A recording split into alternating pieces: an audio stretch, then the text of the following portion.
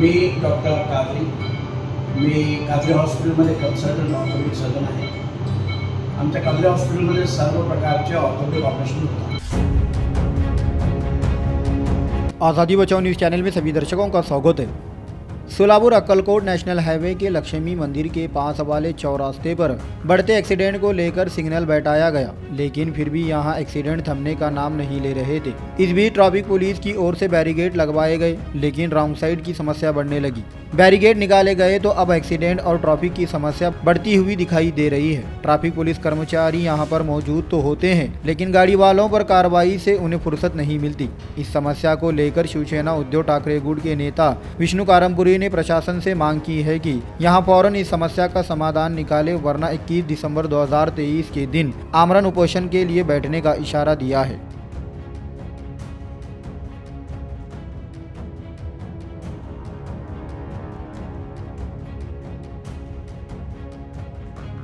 जय Maharashtra.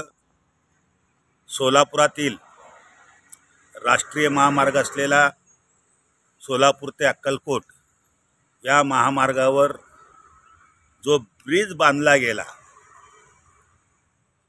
कोंडानगरपासून MIDC कोंडानगरपासून Akkalkot नाका, जुना नाका, लक्ष्मी मंदिर, श्री लक्ष्मी मंदिरपर्यंत जो ब्रिज बांधला गेला, त्या ब्रिज बांधल्यानंतर जो लक्ष्मी मंदिरपाशी जो वहिवाटीचा रस्ता आहे, इकडं कर्णिकनगर आणि त्या ठिकाणी गांधीनगर या बाजूला असा असता या रस्त्यावर चौरस्ता होतो, पण त्याच्या नियोजनामध्ये ते विषय न घेतल्यामुळे किंवा तिथं चौक करावा असा विषय न घेतल्यामुळे अनेक जीवांना, आपले गरिबांना, विद्यार्थ्यांना, मुलांना, मुलींना, अनेक लोकांना, कामगारांना जीव गमवावा लागला।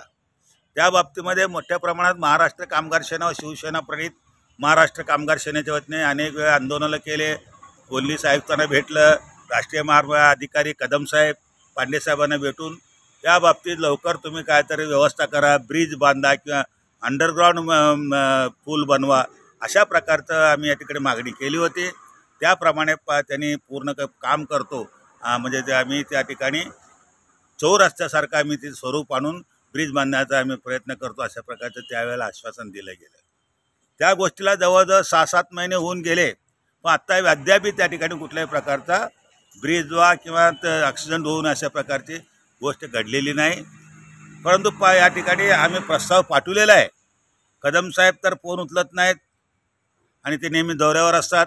पांडे साहेब फोन उचललेत, येमूल साहेब फोन उचललेत, त्यांनी म्हणलं आम्ही त्याच कामासाठी आलेलो आहे। मी म्हणतो की आपण ब्रिज मंजुरी होऊ न येईपर्यंत तरी आम्हाला वाचवा।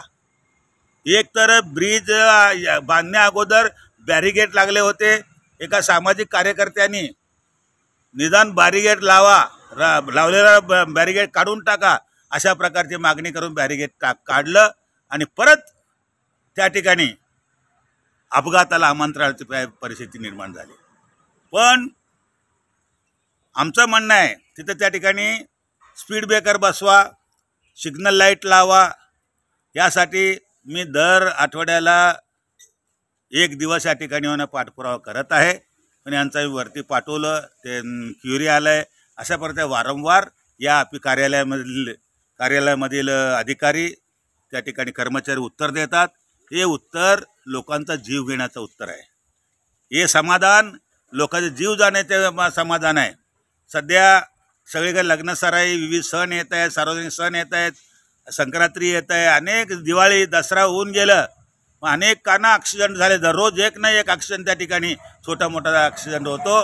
म्हणून मी महाराष्ट्र कामगार सेना प्रदेश अध्यक्ष म्हणून व शिवसेना उद्धव बाळासाहेब ठाकरे पक्षाचा महानगरपालिका प्रमुख म्हणून जाहीर करतो, बुधवारपर्यंत जरी त्या ठिकाणी स्पीड ब्रेकर किंवा कोणतं स्पीड ब्रेकर आणि त्याचबरोबर सिग्नल नाही बसवलं तर गुरुवारी सकाळी 8 दिवसा म्हणजे गुरुवारी सकाळी आमरण उपोषणाला त्या चौकात बसणार आहे असं जाहीर करतो।